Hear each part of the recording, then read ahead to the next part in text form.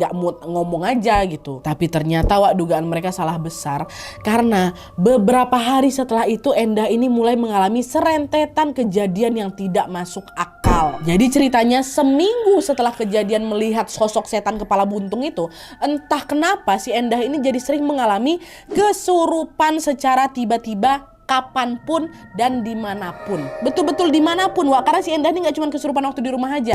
Pada saat dia ngajar di sekolah tuh, Endah tuh juga sering kesurupan. Itulah yang bikin murid-muridnya takut semua. Dan hal itu berlangsung setiap hari selama 2 minggu berturut-turut. Tiap hari si Endah tuh kesurupan. Sampailah puncaknya Endah ini mengalami kesurupan yang jauh-jauh lebih mengerikan lagi. Jadi ceritanya di malam itu, malam kejadiannya setelah sholat Isya, Rosi dan teman-temannya dikejutkan lagi dengan Endah yang kesurupan. Nah, tapi bedanya kesurupan kali ini tuh Endah tuh nggak nangis seperti biasa, nggak ketawa seperti biasa. Malam itu mereka mendapati bahwa fisik yang ternampaknya, fisiknya Endah ini tiba-tiba berubah mengerikan. Mereka dengan jelas melihat bahwa bola matanya Endah nih semuanya jadi warna hitam ya. Lidahnya berubah panjang dan menjulur macam ular. Memang nggak panjang kali, tapi keluarnya macam panjang gitu.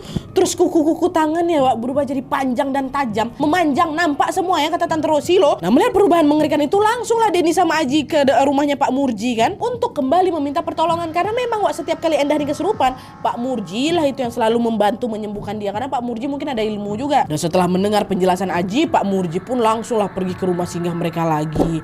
Nah, sesampainya di sana, Pak Murji dengan cepat langsung membacakan doa-doa seperti biasanya. Tapi kali ini beda. Entah kenapa sosok yang ada dalam tubuhnya Endah ini nggak mau keluar. Disitulah Pak Murji ini baru menyadari kalau apa yang dialami Endah ini bukan kesurupan biasa.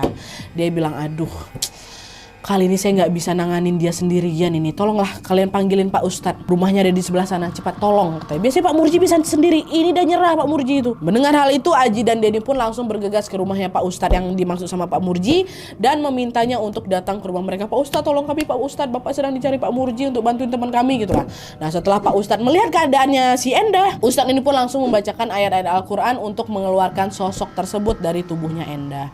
Nah, pas lagi khusyuk baca lantunan doa nih ya, sosok yang merasuki Endah ini justru ketawa. Dia kencang kali ketawanya. Sambil mengikuti bacaan yang dibacakan sama Pak Ustadz. Pak Ustadz baca seayat, dia lanjutkan 3 ayat. Kayak gitu Dan gak cuma itu aja, sosok ini juga beberapa kali, mohon maaf, diludahinya Pak Ustadz tuh. Cuih katanya, apa kamu mau ngusir saya? Gak akan bisa, dasar kau manusia bodoh. Itu katanya Dengar itu Pak Ustadz makin kencang lagi lah baca doanya kan. Saya tidak akan mau mengalah denganmu wahai setan, kata Pak Ustadz. Makin kencang.